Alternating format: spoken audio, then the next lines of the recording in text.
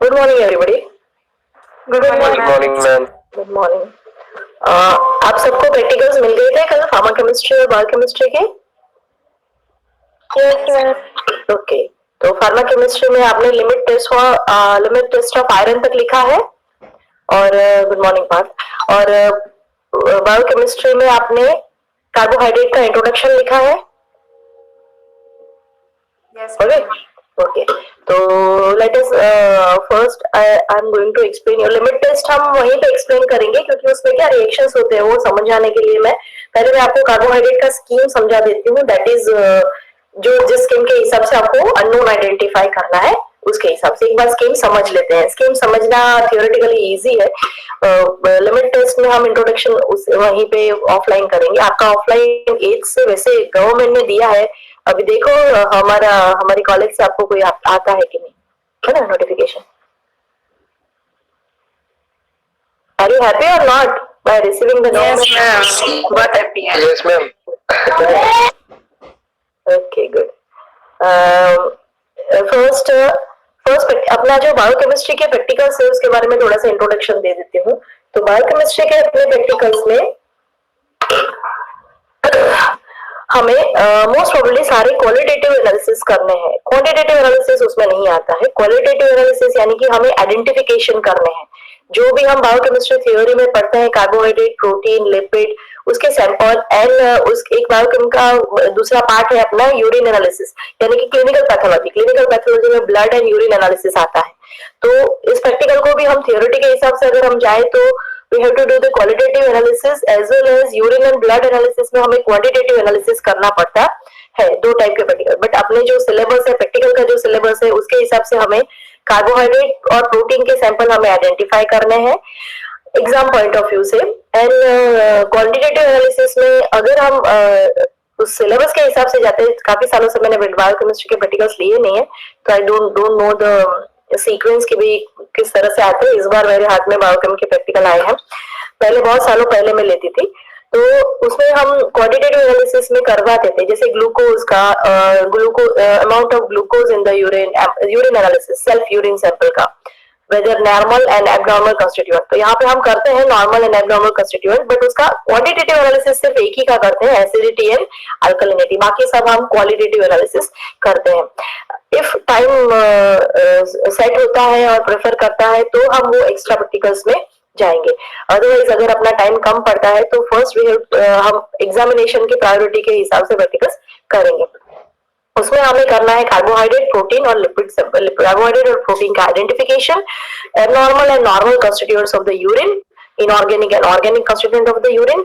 Blood हम उसमें नहीं लेते हैं, ब्लड का सैंपल देखेंगे आगे कौन सा टेस्ट हम करते हैं और कौन सा नहीं करते हैं, कितनी फिजिबिलिटी है based on the availability of the chemicals as well as time permits as well as staff permits. बहुत सारे फैक्टर्स हैं उसमें, फिर भी We will try our best. First practical जो है अपना that is identification of the given unknown sample of carbohydrate.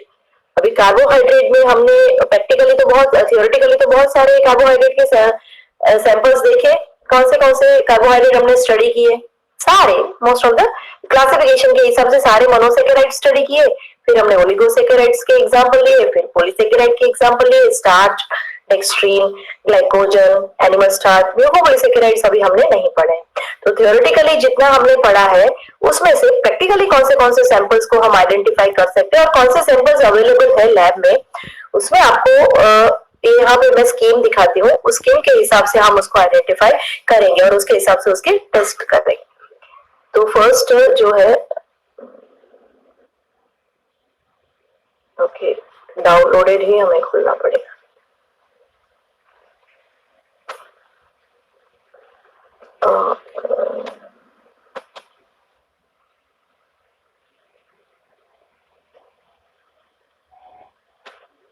Just a minute, I will share my screen.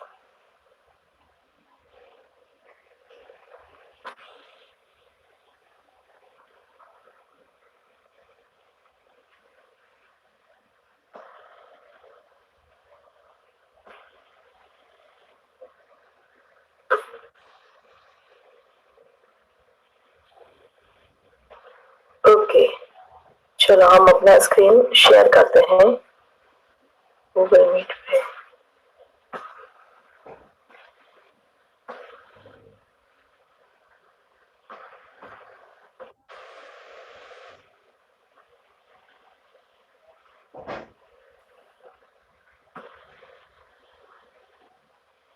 Detection and screen दिख रहा है सबको?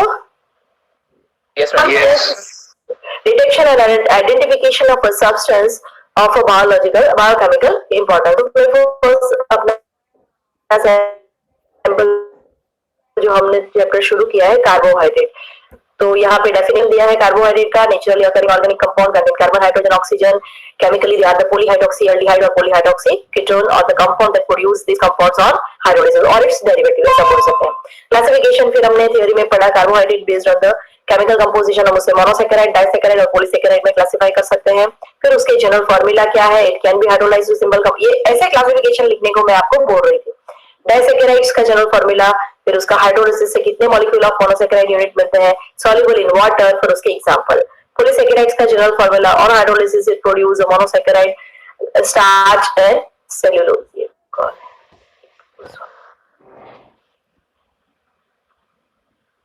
तो मेरा शेयरिंग बंद हो गया. ओके, देन फिर उसमें भी सॉल्युबल इन वाटर है, उसमें आल्डोज एंड कीटोज. अगेन उसको अगर हम क्लासिफाई करें based on the physical and chemical properties, उसे हम शुगर एंड नॉन शुगर में क्लासिफाई कर सकते हैं. Sweet and soluble in water, उसमें reducing and non reducing sugar. Reducing sugar क्या होता है? मैं एग्जिटिंग कोई आया है क्या हमारे बारे में स्क्रीन पे?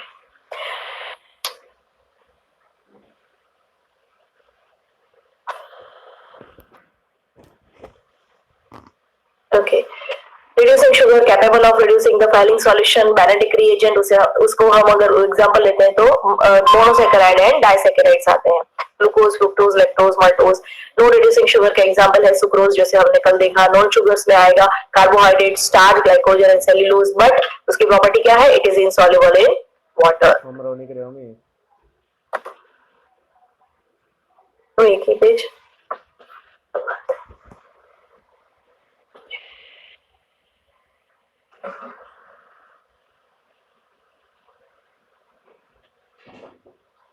मेल में एक ही पेज है. Just a minute. हाँ, एक ही पेज आया है यहाँ पे. आप सबके पास स्क्रीन ये है ना व्हाट्सएप में स्क्रीन? Yes, ma'am. ओके, तो उसी में से हम कर रहे हैं. मैंने मेल किया था पर शायद मेल में से डाउनलोड, मेल में पूरा स्क्रीन पूरा चैप्टर नहीं आया है. अपने आप को मेल करके डाउनलोड किया था. फिर क्यों एक ही पेज है? आपको एक ही पेज मिला है कि बहुत सारे पेज है इसमें? मैम सारे पेज है.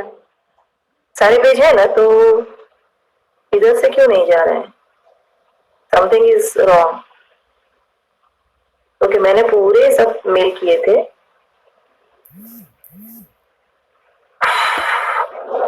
Just a minute. हाँ,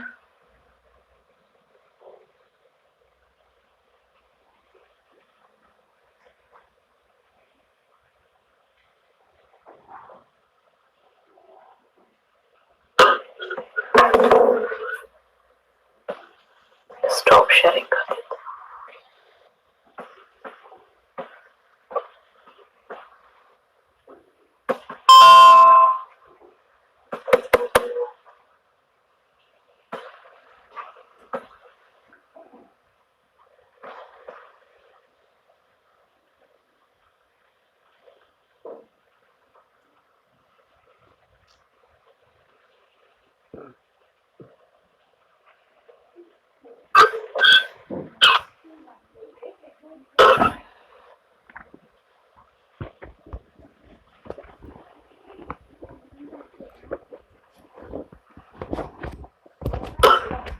तो मुझे वही चाहिए था भाई।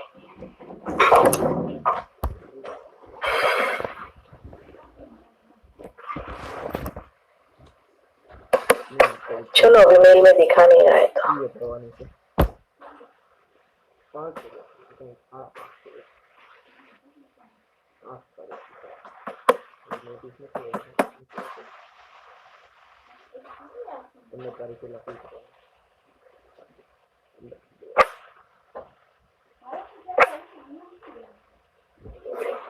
एनीवे, आप सबके पास मोबाइल में ये स्क्रीन है आपका जो मैंने भेजा था? Yes, ma'am. ओके, तो उसमें निकालो स्कीम फॉर द आइडेंटिफिकेशन। जब तक वो मेल में डाउनलोड होता है तब तक scheme for identification of an unknown carbohydrate sample. Okay, निकला?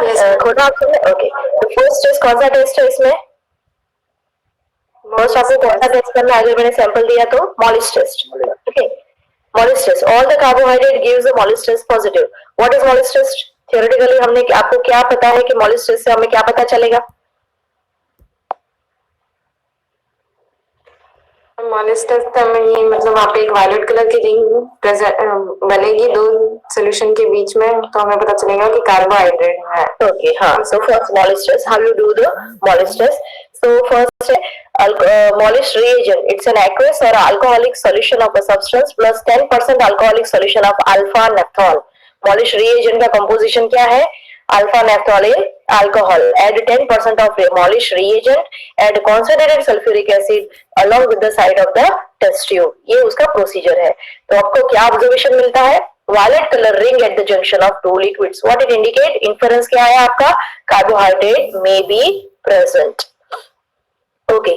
Second टेस्ट है अपना solubility. स्कीम के हिसाब से जाओ तो दूसरा टेस्ट कौन सा करना है आपको? Solubility. Solubility कैसे चेक करोगे?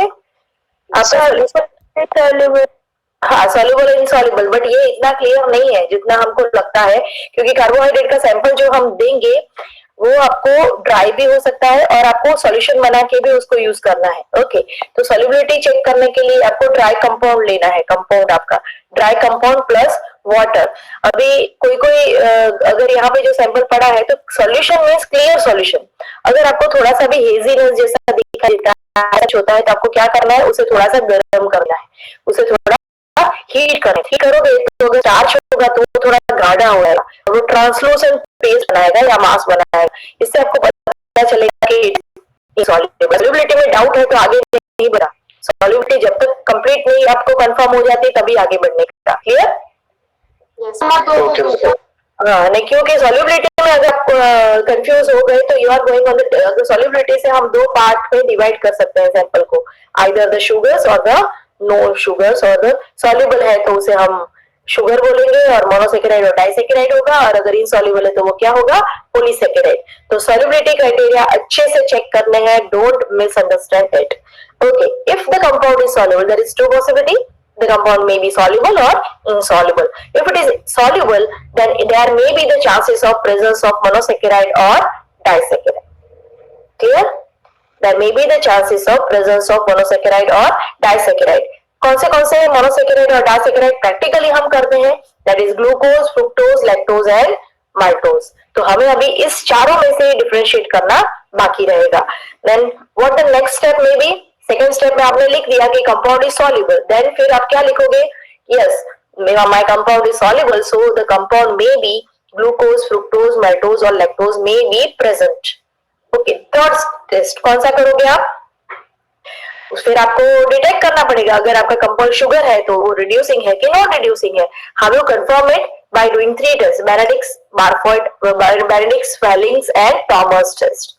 Okay, how you do this test, कैसे करोगे, ये यहाँ पे टेबल में दिया है। फेलिंग टेस्ट कैसे करोगे, तो 2 ml of Fehling solutions plus 2 Fehling A and Fehling B solutions. Fehling A and Fehling B के सॉल्यूशन में कंपोजिशन में एक में कॉपर पोटेशियम टाइट्रेट का सॉल्ट है और दूसरे में सल्फेट सॉल्ट है। 2 ml of Fehling solution B plus 2 ml of sugar solution, उसे आप बॉइल करोगे तो आपको येलो और ब्रिक रेड के प्रेसिपिटेट्स मिलेंगे।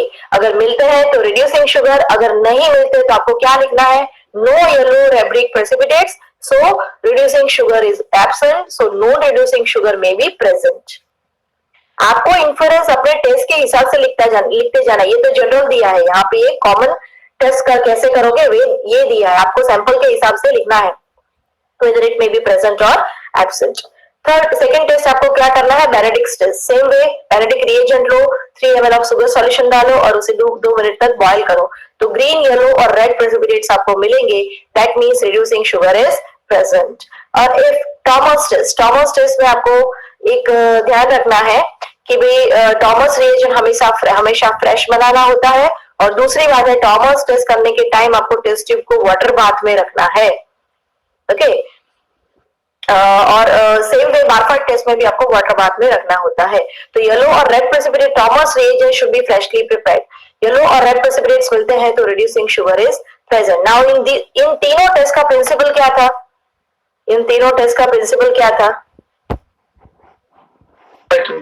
if the yes reducing sugar are present or not, हाँ, why this tests are positive, why reducing sugar, why reducing sugar, yes conversion of cupric ion into cuprous ion. Yes, because the copper sulfate get reduced to the cuprous ion because in presence of alcohol, sugars form the enediol, and this enediol having a powerful reducing property which reduce the copper sulfate of the Fehling solution, copper sulfate of the Benedict's or the Thomas reagent, it is converted into a cupric, first converted to cupric oxide and then it is converted to cuprous oxide which is having a brick red color.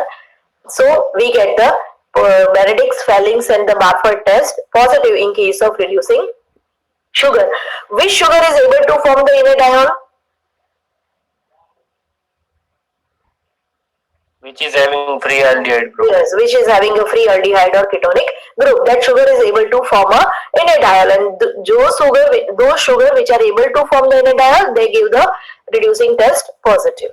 So glucose, fructose, maltose and lactose, they all are reducing sugars and they all give this test positive.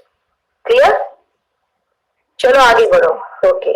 Then फिर अगर हमें confirm हो गया कि हमारा अगर ये test positive है तो हमें कंफर्म हो गया कि हमारा कंपाउंड ग्लूकोज, फ्रुक्टोज, लैक्टोज के माल्टोज हो सकता है. But if this test is negative then your sample may be non reducing sugar. That एक ही नॉन रिड्यूसिंग शुगर हमें पढ़ना है, that is sucrose. Okay, but अगर these tests are positive or your sample is reducing sugar, then you have to confirm, then you have to separate it. अभी इसमें 4 compound है, उसमें से 2 मोनोसैकेराइड और 2 डाइसैकेराइड है, तो उसे डिफरेंशिएट करना है. How do you differentiate it? By doing the Barford test. Barford test का characteristic, it is also based on the principle of the free aldehyde or ketonic group, but there is a difference between the Barford reagent is that it having a salt which is converted by the mono. जो उतना water bath में हम उसे इतना धीरे धीरे गर्म करते हैं कि सिर्फ monosaccharide unit, disaccharide unit are not able to hydrolyse to monosaccharide and gives this test. While Benedict's Barfoed में क्या होता था, वहां पे disaccharide unit get hydrolyse to monosaccharide and these monosaccharides gives the positive. यहाँ पे क्या होगा, disaccharides are not able to hydrolyse into the monosaccharide unit. सिर्फ जो मोनोसैकेराइड होंगे वही ये टेस्ट पॉजिटिव देंगे in case of Barfoed test. Barfoed test में भी आपको सारे रिएजेंट्स के कंपोजिशन याद रखने हैं, हाँ पीछे दिए हैं रिएजेंट्स के कंपोजिशन।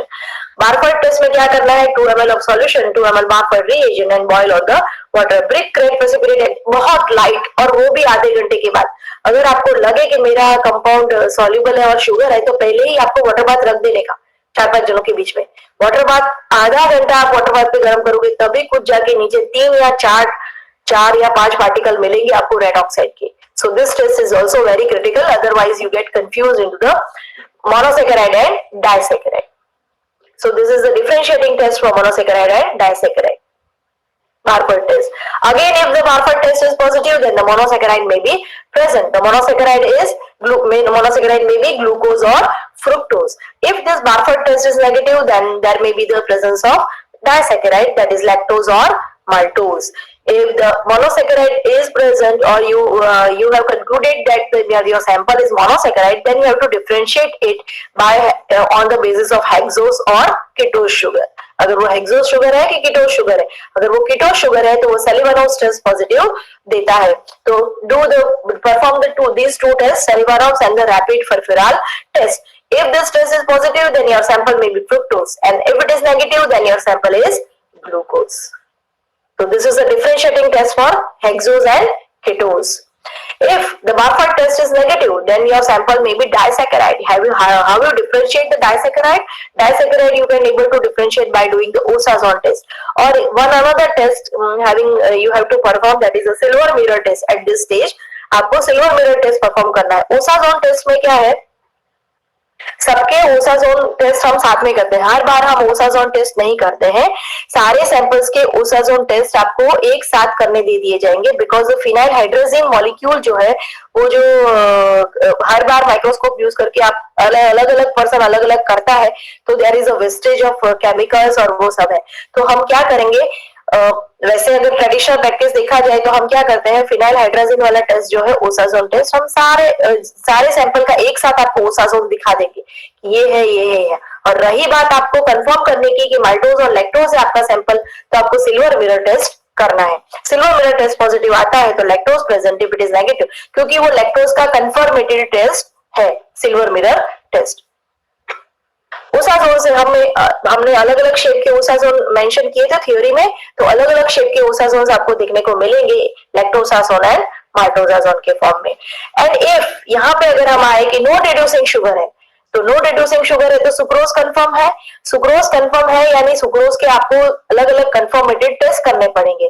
यहाँ से हम क्या कर सकते हैं, डिफरेंशिएट कर सकते हैं, बट कंफर्मेटेड टेस्ट से हमें कंफर्म करना है कि yes my sample is this, तो उसके लिए पीछे दिए हैं सारे कंपाउंड के कंफर्मेटरी टेस्ट। कंफर्मेटरी टेस्ट में आपको सुक्रोज के लिए इन्वर्जन टेस्ट करना पड़ेगा, कल देखा था ना inversion of the sucrose theory में, अगर उस एसिड के साथ हाइड्रोलाइज करते हैं तो वो हाइड्रोलाइज होके जो कंपाउंड बनाता है वो इन्वर्जन, और वो गैलेक्टोज अल्फा डी ग्लूकोज और alpha D beta D galactose मिलता है, सॉरी ग्लूकोपायरानोज एंड फ्यूरानोज में इंटर कन्वर्टेड होता है, जिसका उसको अगर आप actually inversion test is not related to the reducing और non reducing property, but inversion करने के बाद ऐसा है कि sucrose is converted to a reducing और having a reducing property.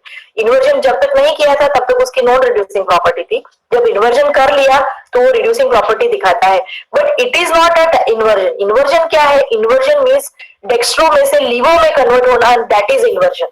But हमें अगर केमिकली आइडेंटिफाई करना है और कंफर्म करना है तो we can do the inversion test by performing the reducing sugar test again. फिर आप सुक्रोज पे फिर से रिड्यूसिंग शुगर के टेस्ट करो तो वो पॉजिटिव देगा, पहले वो नहीं देता था, एसिड से हाइड्रोलाइज करने के बाद वो टेस्ट पॉजिटिव देगा। Then second part of the scheme that is insoluble, पहले जब सॉल्युबिलिटी चेक किया था सॉल्युबल था तो ये सब आगे हम स्कीम फॉलो किया। अगर इनसॉल्युबल है तो आप कौन से कंक्लूजन पे पहुंचोगे, योर सैंपल में भी पॉलीसैकेराइड। पॉलीसैकेराइड के एग्जांपल्स क्या है, स्टार्च एंड ग्लाइकोजन। ग्लाइकोजन कभी एनिमल फैट या एनिमल स्टार्च हम देते नहीं है अपने लेबोरेटरी में, वो सैंपल हम नहीं लेते हैं। तो ये सैंपल अगर हम नहीं करते हैं तो आपको सिंपली आयोडीन टेस्ट परफॉर्म करना है। Blue colour with iodine starch is present, and if there is a no blue color with the iodine then glycogen is, or if it is a brown color with the iodine then glycogen is present. तो ये था scheme. Scheme के हिसाब से हमने different test देखी। आपने हमारे सैलिवानोव्स और रैपिड फॉर्फिरा टेस्ट से बाकी था 3 ml of सैलिवानोव्स reagent plus 1 ml of sugar solution. You have getting the red precipitates but no deep purple color. Ketose like a fructose or sucrose is present. Glucose is absent. Rapid furfural test again इन सबके principles भी लिखने हैं हमें। Rapid furfural test 1 to 2 ml of sugar. Rapid furfural में भी हमें लेना है जो सॉल्यूशन लेना है that is alpha naphthol solution in 1% alcohol. While जो मॉइस्ट रिएजेंट था वो क्या था 10% अल्कोहल के साथ था अल्फा नेप्थॉल। यहाँ पे भी alpha नेप्थॉल with 1% alcohol and 5 ml of concentrated sulfuric acid hydrochloric acid. अगर हम उसको बॉइल करते हैं तो डीप पर्पल कलर मिलता है। That means the ketose is like a fructose और sucrose is present and if these two test are negative then glucose is present. फिर आपको ओसाजोन टेस्ट करना है। ओसाजोन टेस्ट में आपको फिनाइल हाइड्राजिन डाल के फिनाइल हाइड्राजिन हाइड्रोक्लोराइड डाल के गर्म करना है। सोडियम एसिटेट भी डालना है। Heat on the water bath for 20 minutes. Cool करना है, क्रिस्टलाइजेशन करना है और उस क्रिस्टल्स को माइक्रोस्कोप में देखना है। अगर वो greenish yellow needle shape crystals मिलते हैं which may be arranged in a fan shape, पूरा जो फैन आता था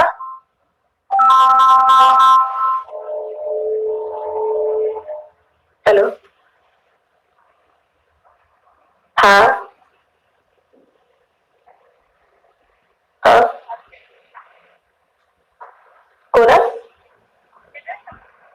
हाँ हाँ हाँ हाँ बोलो बोलो।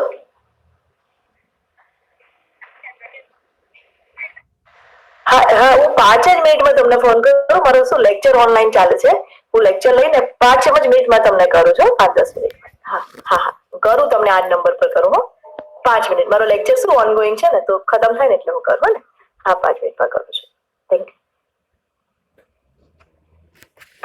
યુ કે લિંક સારી disturb Okay. If there is a greenish yellow needle shaped crystals which are arranged in a fan shape, glucosazone or glucose is present. If thin small needle shaped crystals appear like a ball of pricklets, then lactosazone में भी ये आप जब देखोगे तब उसका description आपको समझ में आएगा। एंड प्लेट लाइक क्रिस्टल्स है like a sunflower, then maltosazone में भी maltosazone is there and the maltose is present. ऐसा हम कंक्लूजन निकाल सकते हैं। फिर है स्टार्च के साथ आयोडीन टेस्ट और फिर confirmatory test for glucose, confirmatory test for lactose and confirmatory test for sucrose. Confirmatory test for glucose में अगेन आपको ग्लूकोजाजोन मिलेंगे विद द ओजाजोन टेस्ट। फिर आप सोडियम हाइड्रोक्साइड के साथ ब्राउन रेसिड्यूज मिलेंगे विद ग्लूकोज कंफर्म करना है।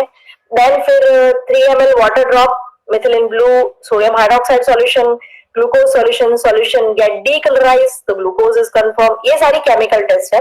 पोटेशियम फेरीसाइनाइड सॉल्यूशन ये वाला टेस्ट हम शायद नहीं करते हैं और मिलता नहीं है हमें ये टेस्ट पॉजिटिव, फिर भी ट्राई करेंगे क्योंकि रिएजेंट्स का पिक्रिक एसिड के साथ वो रेड कलर दिखाता है दैट इज ग्लूकोज। ये जैसे जैसे करते जाओगे वैसे आपको कंफर्म।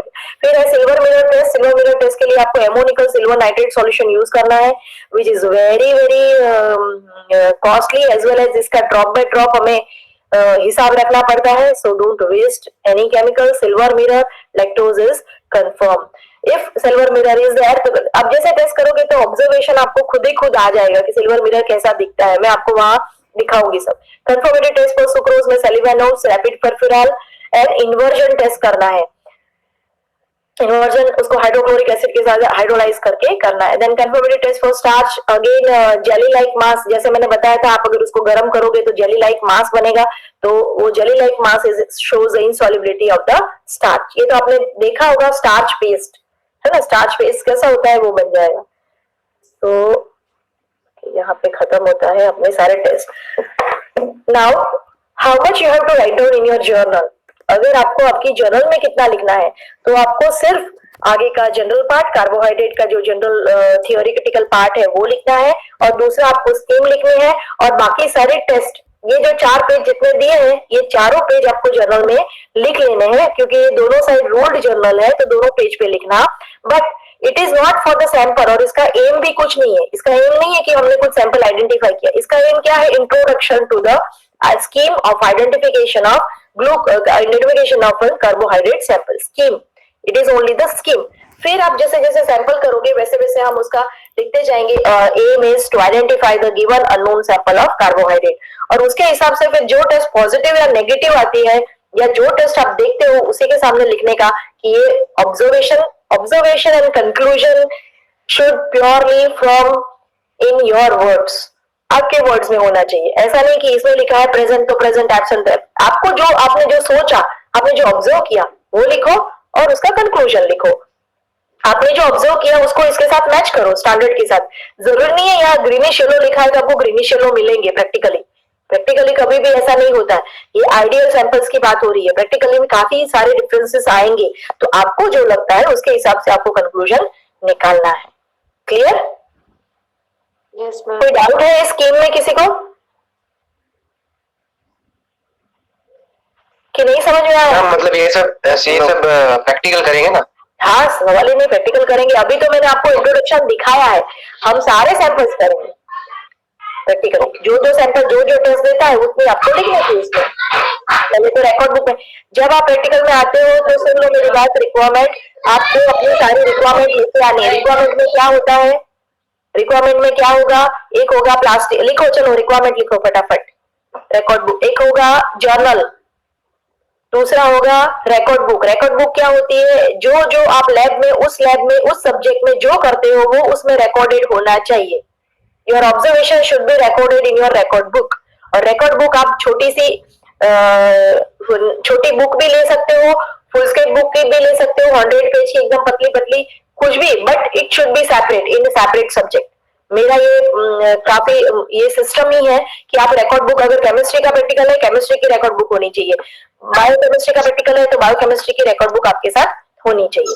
रिकॉर्ड बुक किसके लिए होती है, तो whatever you have done in your laboratory you have to record it in your record book, और फिर रिकॉर्ड बुक में मेरी साइन होती है उस दिन, और फिर उसके बाद आपको वो प्रैक्टिकल जर्नल में लिखना होता है।